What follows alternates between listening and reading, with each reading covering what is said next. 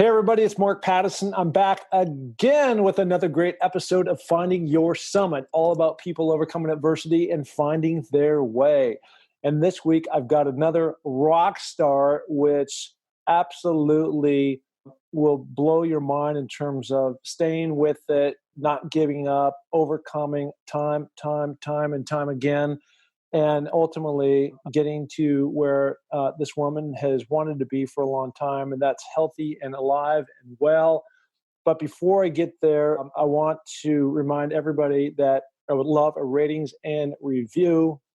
If you get an opportunity to come to my website, www.markpattisonnfl.com, and under the podcast tab, there is a iTunes, and you can hit that, and you can go in and give me a ratings or review. And as said several times before on the podcast, it's not about popularity, anything I'm trying to garnish necessarily. It's about these inspirational people that come time and again that I find that just have these incredible stories and have overcome amazing different challenges in their life to inspire us all. And I certainly need to be inspired as well, and that's why I continue to do this. Okay, and as always, I will be headed back to Mount Everest next year. Everything got put on hold, and as such, everything is planned now for April 2021. And if you want to find out more about my journey, I have a blog on my website, markpattisonnfl.com, called Everest blog. Go figure. Okay. So on that note, let's turn over to the person that I'm so inspired to be talking with today, Laurie Adami. Laurie, how you doing? I'm great. How are you, Mark? Oh man. First of all, I'm so jacked up because you're alive and you're well. Same here. Same here.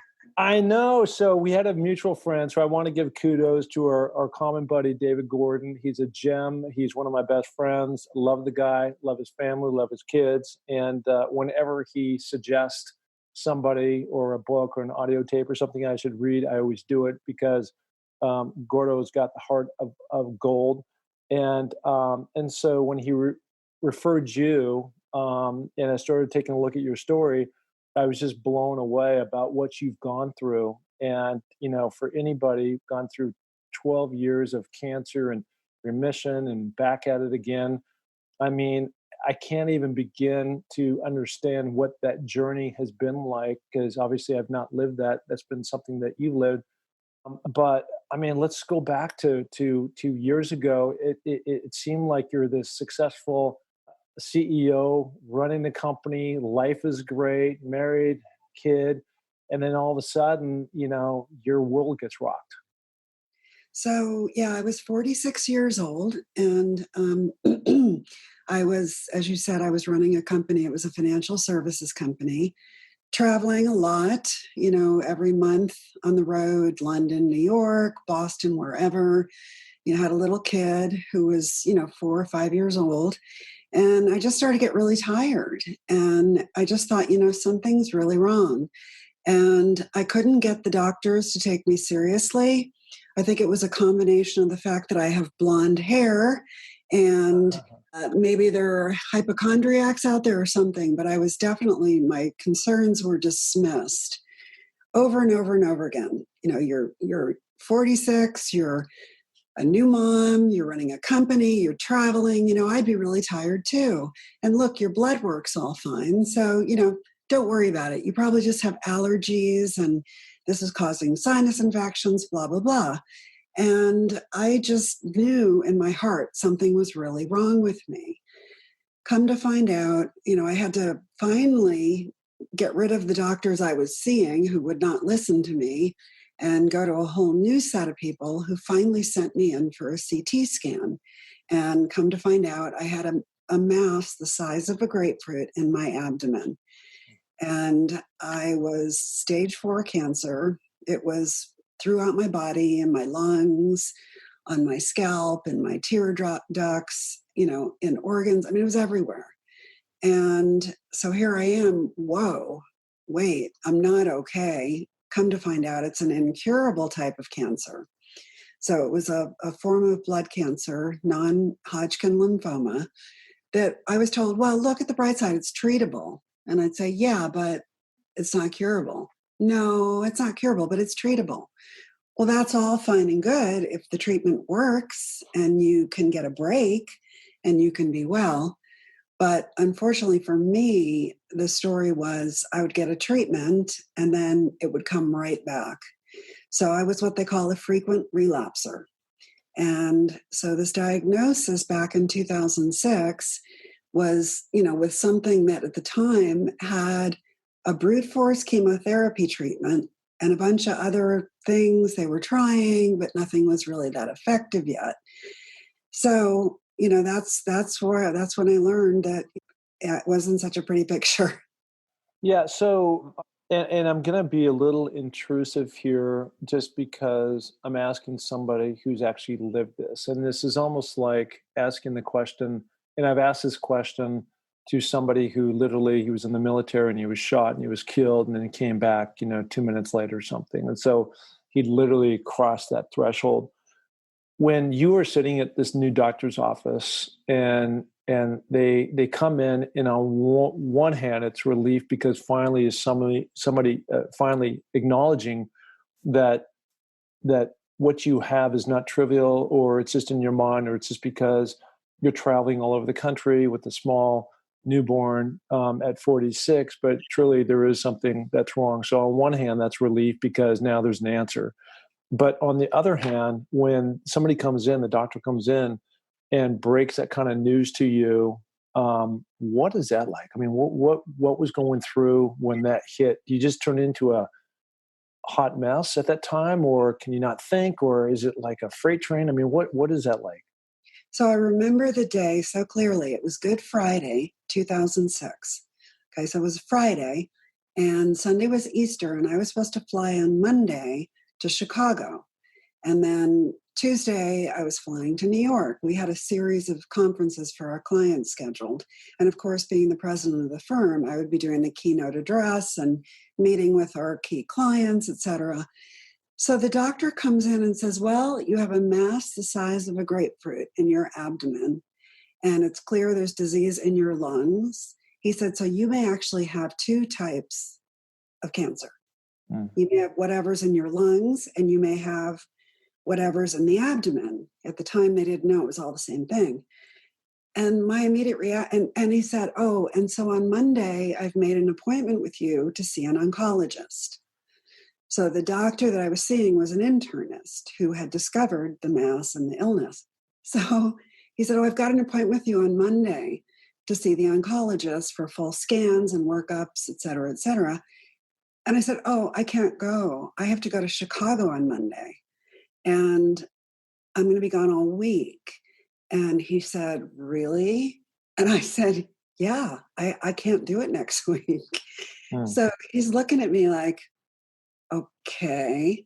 So I was, of course, totally freaked out and immediately thinking, oh, I'm just going to escape. I'm just going to get on the plane and I'm going to go on my business trip and I'm going to see my clients. So we're talking and he's speculating on what it could be. And about 20 minutes later, I look at him and I said, yeah, I'm not going to Chicago, am I? Yeah. No. And I just lost it. And immediately thought of my kid, right? My little boy who was 5 at the time. And, immediately thought, oh my God, he's not going to have a mom. Because one of the things that was being painted to me as a possibility was fatal in a month, like no treatments. That was like, boom, you're done. So that's, of course, where my brain starts to go once I realize I'm not getting on the plane to go to Chicago. And I think he ended up giving me some sort of a sedative and then just kind of sitting with me. And then I remember driving home and just losing it, like crying and pulling my car over, feeling like, oh my gosh, I shouldn't be driving. This is not safe. I was alone when he told me. And afterwards, I was very conflicted. Should he have told me to have somebody there with me? But then maybe he thought, well, maybe she won't even show up because she'll know it's bad news. So it was one of those things. But I just remember that moment where my whole world just turned completely upside down. And I remember driving home and I saw a guy emptying trash. He was like a sanitation guy in the park emptying trash. And I remember thinking, I want to be him. I just don't want to be me. I want to be anybody but me right now. Like I would switch with anybody if I'd had the opportunity, because suddenly it was like my whole world had turned completely opposite and my body had completely failed me. Here I am, and now I'm thinking, oh my God, I have something in my abdomen and I have something in my lungs. What the hell, what? So yeah, it was crazy. Can't imagine. So what does it mean? I don't understand when you made the comment, it's treatable but not curable. What does that mean? So what that means, there's a lot of cancers that are technically considered incurable still. So they don't have the thing that's going to ultimately make you well, permanently well. So they'll give you treatments and they'll hope they put the disease in remission for some period of time. And then if it comes back, they'll hopefully have another treatment they can give you and you'll get in remission for some period of time. Now, there are people I know with my diagnosis who had one treatment at the beginning and they've been fine ever since. Their cancer never came back. But then there are people like me who I had 7 therapies in 12 years because it would never go away. So when you say it wouldn't go away, would you go through a treatment, it would go away for a period of time and then return? Well, so as an example, my first treatment was this brute force chemotherapy called R-CHOP, which at the time was really the only approved thing for the type of non-Hodgkin lymphoma I had. So I had 6 cycles. So every 3 weeks I went in for a monoclonal antibody and chemotherapy treatment. It was 4 different agents. The whole 9 yards. You lose your hair, whole thing, right? Well, so they do 3 cycles, 3 weeks apart, and then they scan you after your 3rd cycle because they want to see if the drug is working. So I go in for my scan after 3 cycles, and they tell me your cancer's gone. It's completely gone after 3 cycles. But we're going to do the remaining 3 cycles because that's what the protocol calls for. And then we'll rescan you again. But this is great news. You're having an incredible response. Yeah. I was immediately like, oh my God, on cloud 9, like, whoa, this is amazing. And one of the doctors I'd seen, I saw 4 different people in the beginning. I had a bunch of different consults to see what sort of consensus I could build about. I mean, there wasn't really a lot of choice at that point, and I was very symptomatic, so I needed to treat it right away. But, I remember one of the doctors said, oh, yeah, after you have R-CHOP, well, you could be in remission for 10 years. And I might even be retired and you'll still be in remission. And then if it comes back, you'll see one of my colleagues. So I got sort of this expectation that I could get a long remission. And so after three cycles, so after 9 weeks, the cancer was gone. They treated me again, which to me was pretty amazing because I had so much disease. It was even in my bone marrow, so it was very extensive disease. And so I was like, okay, great. I'm going back to work. I went back to work because I'd gone on leave to do chemotherapy because I knew I was probably going to have my immune system get beaten up and I couldn't be around people. So I was working from home and not going to the office. Well, as soon as I got the word, I was like, okay, I'm going to go back to work. Yeah. And a couple of months later, I had a follow-up scan and the disease had already started to come back. So let me ask you this question.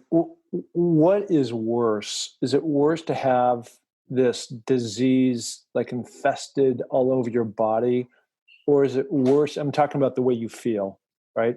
Or was it worse to have chemo drips go into you that you have to go through, which I've been told is literally you're poisoning your system to clean it out? Well, that's the common thing because they say, well, you're getting chemotherapy and those are toxins, right? Yeah.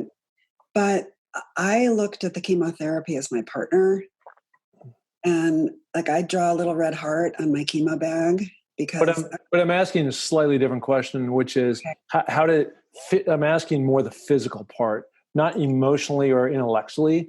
Like I get what you're saying, right? Right. So how did that, what's the difference? Because, again, I haven't been through this, knock on wood, but when given the way you'd feel when you're walking around, you're tired, nobody knew what you had, to then when you had started taking chemo, is it equal, like you both feel rotten either way, or is one worse than the other? I didn't feel that rotten on chemotherapy. Mm-hmm. Now there's so many things they can give you to prevent side effects. So, for example, I never got nauseous. And so that to me, I didn't feel great. I was very tired. That was probably my biggest complaint was the exhaustion. But I quickly decided if I kept moving, that I would feel better physically. And so when I came home from chemo, I would walk up the street. And even if I just made it to the end of my block, if I got out and did something versus go home and then your brain starts thinking about it. And I know that's different. The physical and the emotional is different, but it's all related. Yeah. And if I went home and I started to worry, I was going to get this side effect and that side effect, you know what? I don't know. Maybe that stuff would happen more. I don't know. But I just said, I'm going to move because if I'm moving, I'm okay. And I had some scary stuff happen. Like the day after my chemotherapy, I developed a urinary blockage and I had to go to the ER. Mm. And then a couple weeks later, I got a blood clot in my lung and I had to go to the ER. I mean, so there was stuff that I had to deal with. But I just kind of looked at it like, you know what? It's just, this is really like a bump in the road that this is going to end. And even if I feel crappy, it's going to end. And the thing was I was going to get rid of the what I'd been dealing with, the exhaustion and the side effects, because I had side effects from the cancer. Yeah. So to me, the chemo was a short-term thing. I just had to get through. And so you're 46 when all this happens and you're going through, not fun. How old was your kid at the time? He was 5. You're 5. So kindergarten. Almost 6. So he was in kindergarten when I was diagnosed. Wow. Which is just a whole nother layer of busyness and just, you're trying to just, survive and take care of yourself. And you got a kindergartner that needs a lot of attention. And then the way this thing spins out, I mean, he's what, 17 years old or something now? I mean, now he's 20. 20. Yeah. So he's turned 20. So much of your adult life or his life has spent watching you combat, like hand-to-hand combat this disease that keeps coming back. Right. And he was always, I think he felt helpless to do anything. I mean, of course he could love me and come climb in bed with me and get me water. And then when he could drive, he could run and get stuff for me. But it was really interesting. When I was in the hospital at UCLA in 2018 for my 7th treatment, he actually went to UCLA paramedic school and he became an emergency medical technician. Awesome. So he's doing that in college. He's on the volunteer EMT staff. Yeah. And he actually brought somebody back from dead. Wow. So this is his way. So he's very, very compassionate and really wants to help. And I think that really just empowered him to be able to do that. And, so that's one thing. And he also grew up very fast because he didn't have a choice. So, and he's an only child. So I think he's more mature anyway, because he hung out with adults and he hung out with a sick mom. Yeah. So, but on the other hand, I stopped working at the end of his 2nd grade because that's when I knew I couldn't work anymore. So I tried to work for a while and I realized, you know what, this isn't good. My stress level, I'm still in treatment. So I stopped working. And, it was such a blessing because I think I would have missed it otherwise, and that was one of those little things that happened with cancer that I got certain things from it, which I would maybe have missed otherwise. Like I got to take him to school every day. Yeah. I got to help in his classroom. I got to do these things I would have never been able to do.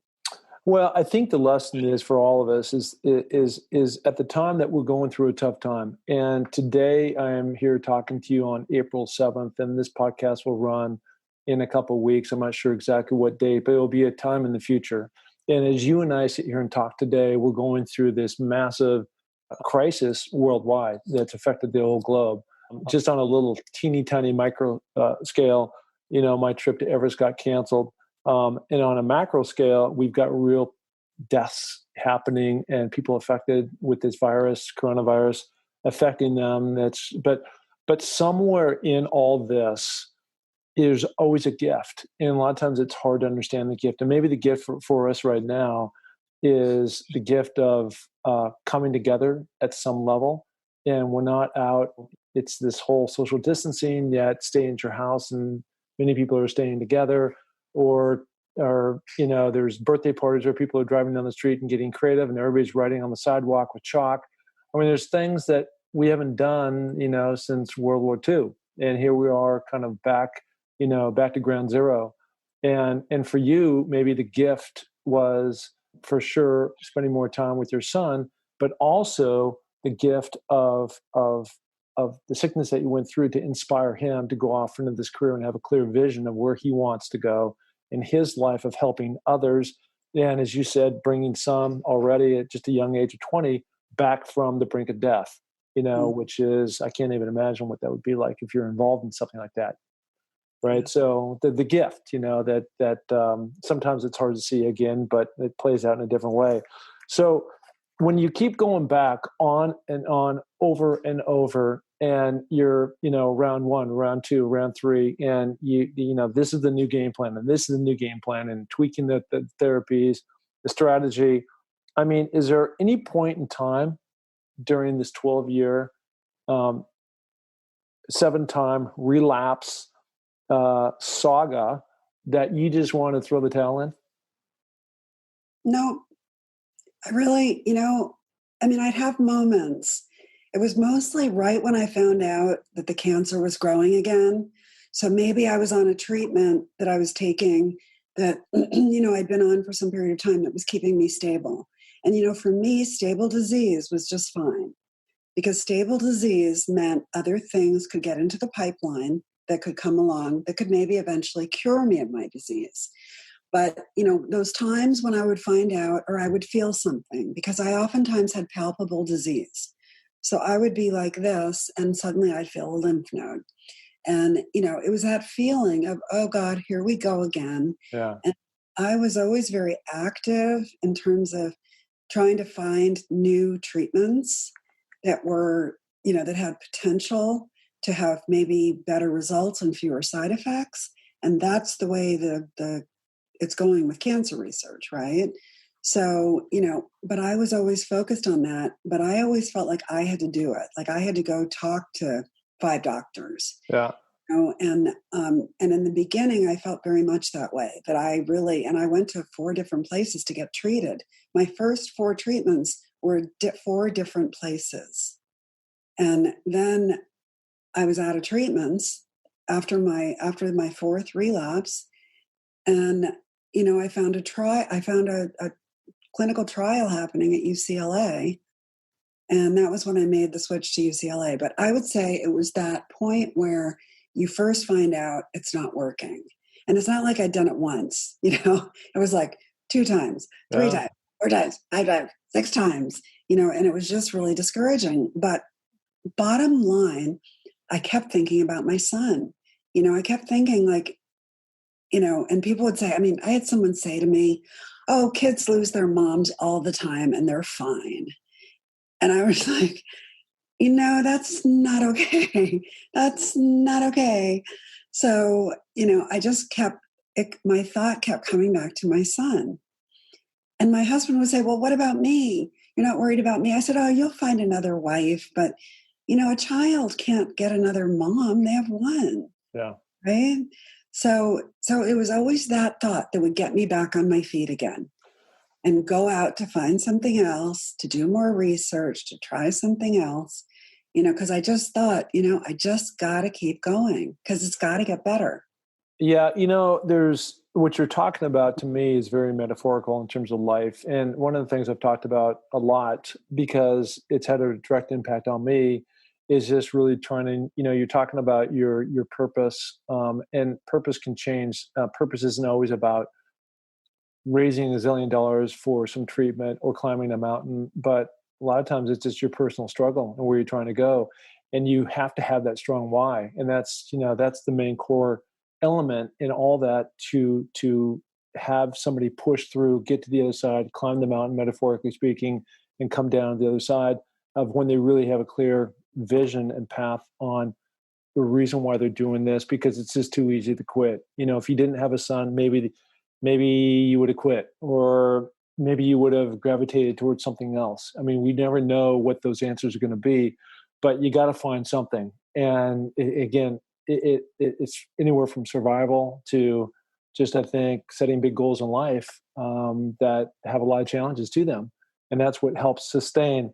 And I want you to help me out if I'm not saying this exactly right, but your seventh treatment, CART immunotherapy. I didn't even say that right, but it's essentially taking T cells, pulled out, and then genetically altered. And it sounds not the same, but a little bit the same as some of these treatments I'm hearing right now with the coronavirus, which some of the things that are working is taking the plasma out of people who have overcome this and then re-injecting in and giving those antibodies. Is that sound, am I on the right path there?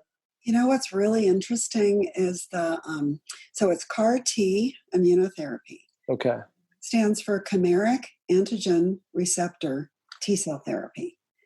And this is, they're calling it like the discovery of penicillin or the development of the polio vaccine. Wow.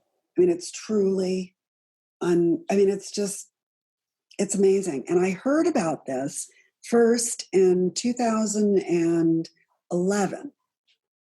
And I told my oncologist at the time, you have to keep me alive so I can live to get CAR T, because I had such a different feeling about it, because it's taking your actual immune system, making your immune system smarter, putting it back in your body and having it attack the cancer and only the cancer. So I have no long-term side effects from CAR T. It's not like chemotherapy that just kills everything in you, right?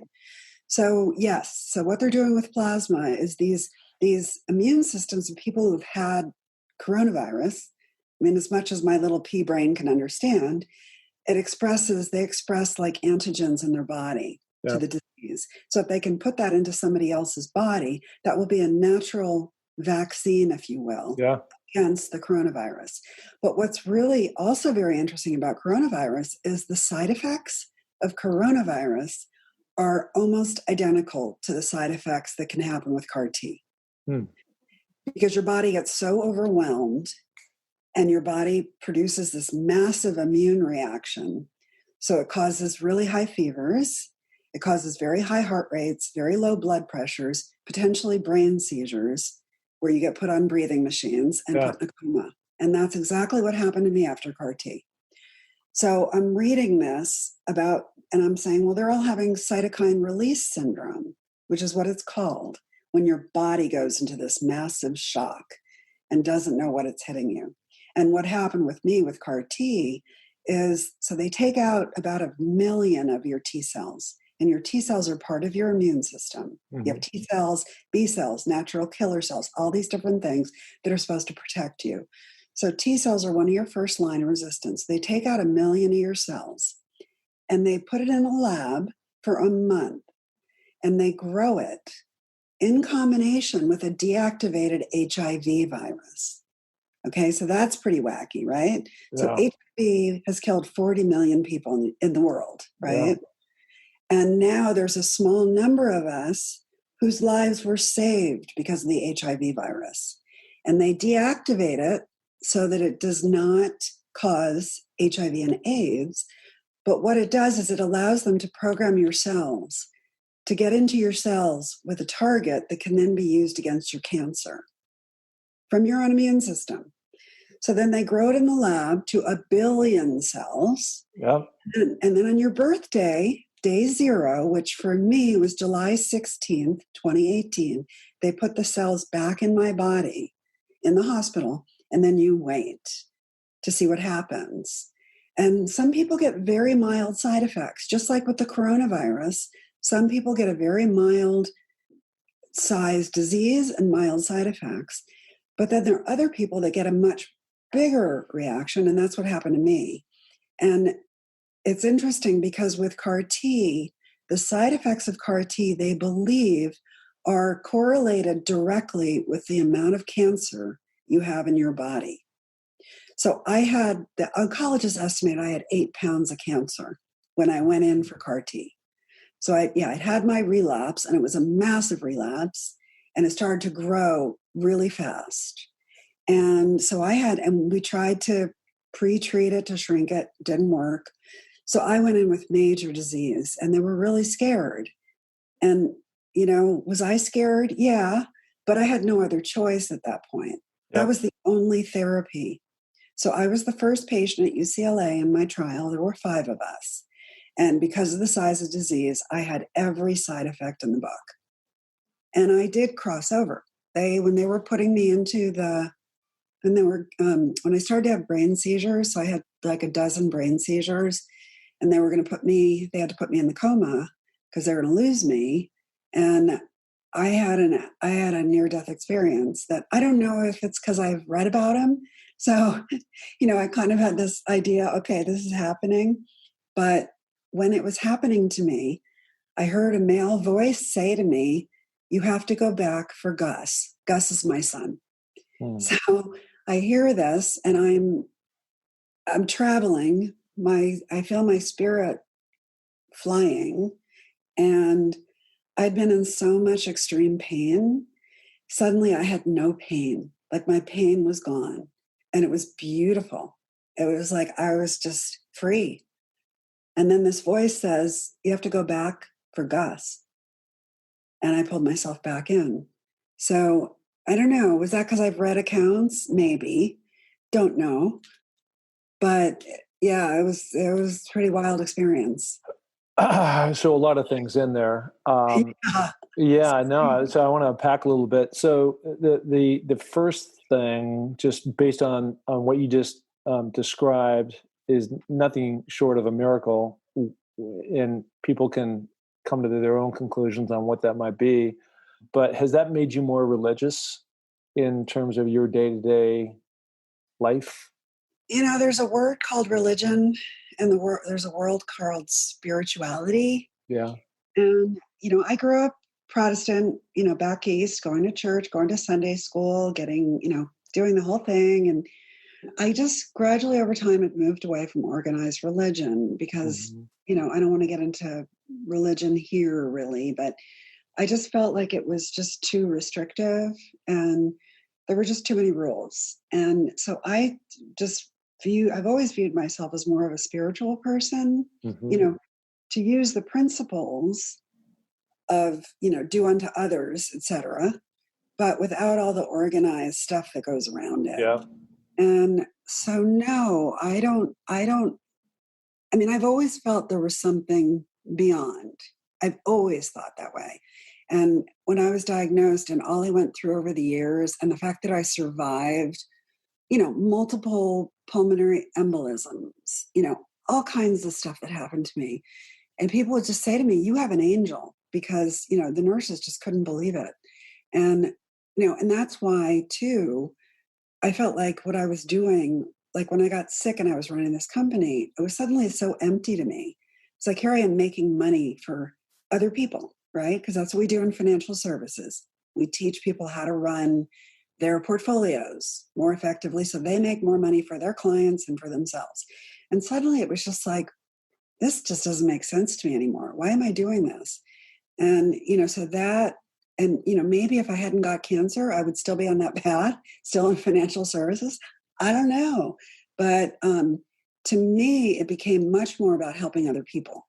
So because as I went through all this stuff, I had so much experience that I could use to help other people go through their cancer journeys. And so early on, I got connected to other people through the Leukemia and Lymphoma Society. And they had a first connection program where they would connect you with somebody who'd been through it before you. Yeah.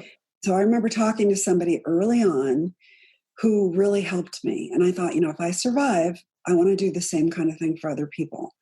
And so that's now what I do that gives me so much psychic and spiritual fulfillment, is to help other people. That's awesome. So I want to get to that in just a minute. I want to go back to before you got into this near-death experience and that you described. You actually gave great detail about the way that they're plucking these your genetic cells out and mixing them with other virus, and how, I mean, that is so far beyond my pay grade, and just to think that people could come up with that and the way they experiment around. And a lot of times I think, when people start asking about raising money for certain causes, it's to create environments like that people can experiment to see what works and what doesn't. And then to put that back into your body and let that, all those cells have now multiplied into billions or whatever number you use. And then now their job is to go attack. And the 8 pounds of disease that you had in your body is just a remarkable, it's like, a little Pac-Man. I imagine this, going around and eating all these little cells, these bad cells, that are diseased. What I do understand too about this certain kind of therapy is that it is super expensive. Yes. Is that right? Yes. Well, for me, it was not. But for everybody else, and I understand because you were in a clinical trial with 4 others. You were one of 5. Yep. So yes, it is very expensive. I was in a clinical trial. So this was my 3rd. So 7 of the 7 treatments I had, 3 were clinical trials. And when you're in a clinical trial, you get it all for free. But, I was in the hospital at UCLA for 36 days. And I was in the ICU for 25 of those 36 days. And I was in a coma for, medically induced coma for 10 days, call it. Mm-hmm. Yeah. That's very expensive. So there's no way around that. So, but I was in a clinical trial, and you participate in a clinical trial. Well, for me, I didn't have any other options, right? It was my only thing left, or I was dead. So first of all, I was facing this or go home and die, seriously. Because trust me, I'd done my research. I knew what was out there. I knew I'd already had 6 therapies that hadn't worked. Mm-hmm. So I was also heavily treated, and I had a weaker immune system. So, all these things, I didn't have a choice, right? But when you do this, you're also helping the researchers improve it. So everything that happened to me 21 months ago, guess what? That's not happening to patients anymore. Yeah. In fact, now they're starting to do CAR T outpatient. So you go in, you get your cells, and you go home. And they're giving you medications to prophylactically keep you. They're just giving it to you prophylactically so you won't get brain seizures and you won't get inflammation in your body. They'll use steroids earlier. Yeah. So they have other things they can use now. So that's driving the cost down of the treatment. As well, there's more competition. So there's more companies doing this. So the cost is coming down as as they get better at how they produce the cells. It would take them a month to grow these cells. They're speeding up those processes. They're also starting to create off-the-shelf T cells so that, patients don't have to wait the month. That healthy donors, somebody like you could go in and donate your T cells, and they could reverse those in the lab and have them ready.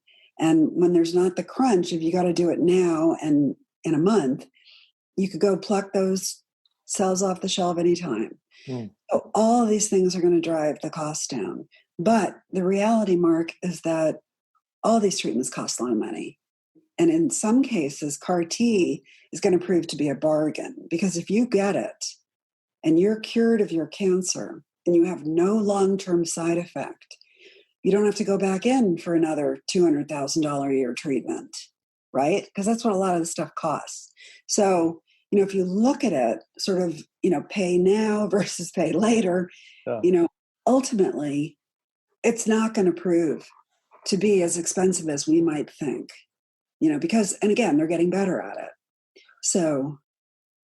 Yeah, no, I mean, they are. And I mean, the bottom line is, what is it worth, right? So you're going to do whatever it costs to take care of what you need at the time. So let's talk about much happier times, which is what you were just about to prepare to go do. You're talking about it is expensive, and you do want to help others, and so you put this amazing goal together to go. And I didn't know this at the time. I know it now, but you're going to go climb from essentially Kathmandu up to Everest Base Camp, raising money and awareness for all this craziness that you've gone through. So tell us more about that. Okay. So back in 2017, so backing you up 2.5 years, I was speaking on a panel with one of the oncologists from UCLA, and he was getting ready to go to Kilimanjaro. And he said, Laurie, let's go to Kilimanjaro. And I said, John, I'm so sick. I just had my 6th relapse, and I was so sick. I was just like, there's no way I can go. But I said, if I get through this, talk to me then. If I get CAR T and I'm alive, talk to me then. And he said, we're going to go to Mount Everest Base Camp. Cool. So I said, okay, yeah, right, whatever, right? So when I went in the hospital to get my cells back, he was part of my care team. And I said, so Everest Base Camp, right? And he said, right. So this has been sort of in the works for a little while. And, I'm not, I told you I would move. I learned I started lap swimming when I got diagnosed, because it was all part of trying to keep my body as strong as possible, because I thought the stronger I can be, the more I can put up with the treatment side effects, the more, if I'm moving, I'm not dead, was always my approach. Mm-hmm. So, I'm not like you, I'm not like this avid, really incredible athlete. I'm just sort of like me who's going to do this, right? Yeah. I thought, well, this is great because I can give myself a goal to get in hopefully the best shape I've ever been in. And then I thought, and I can raise money, because you know what? We're not done yet. So, I almost died after this treatment, and I could have died. It doesn't work for everybody. They still have to improve it. It doesn't work yet for solid tumors. There's still more to do. So what I thought is, I'm going to try to raise $250,000 for more immunotherapy research.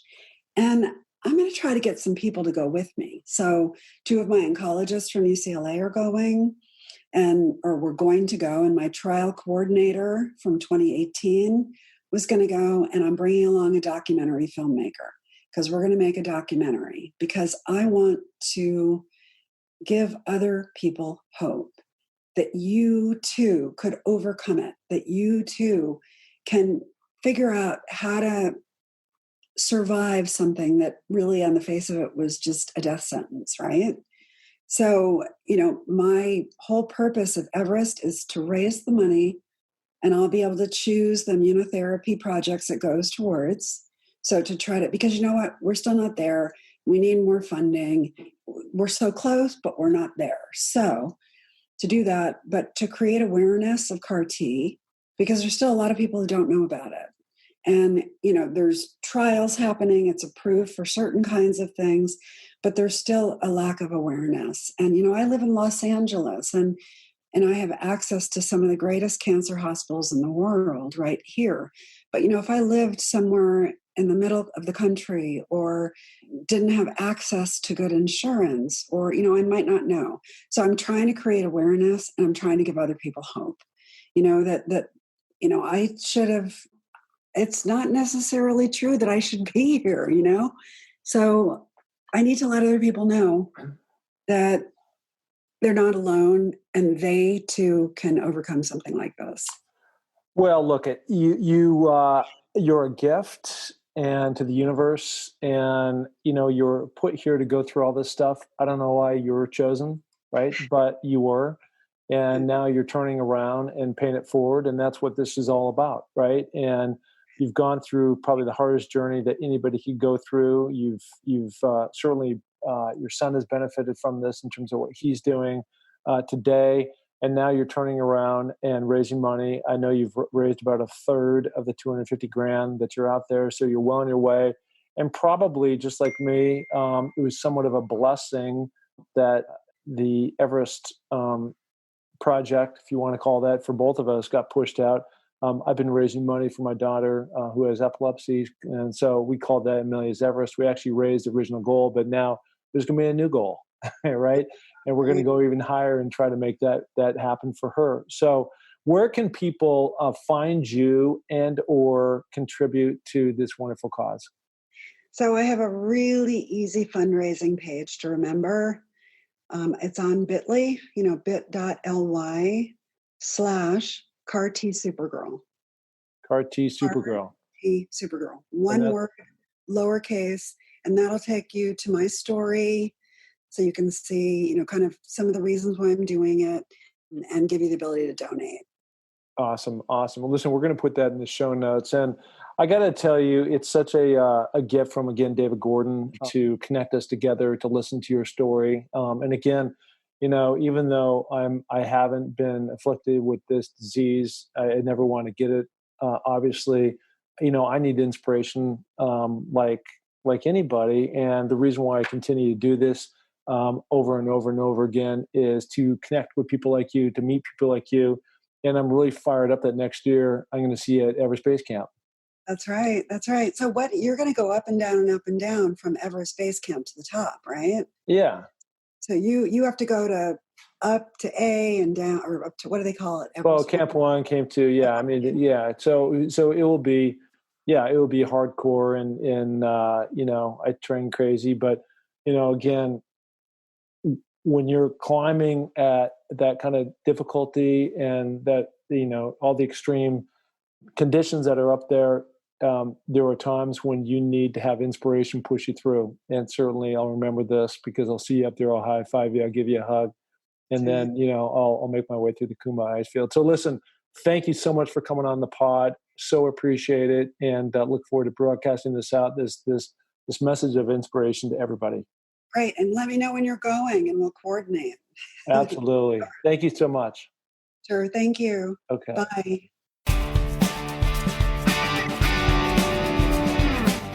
Hey, and thank you so much for listening to the Find Your Summit podcast. We are so glad to have you along for this journey. And if you enjoy the show, please tell a friend, share it on iTunes, spread it to the planet. We're looking to broadcast this to every person that is out there because, as you know, everybody has their own summit that they're going after. Okay, if you're looking to follow my journey, you can find that through my social links on markpattisinnfl.com. That's Mark, M-A-R-K, Pattison, P-A-T-T-I-S-O-N, NFL.com. So, until the next podcast, just remember, clear eyes, full hearts, and remember, it takes a little more to make a champion, so make it happen. Thank you. Bye.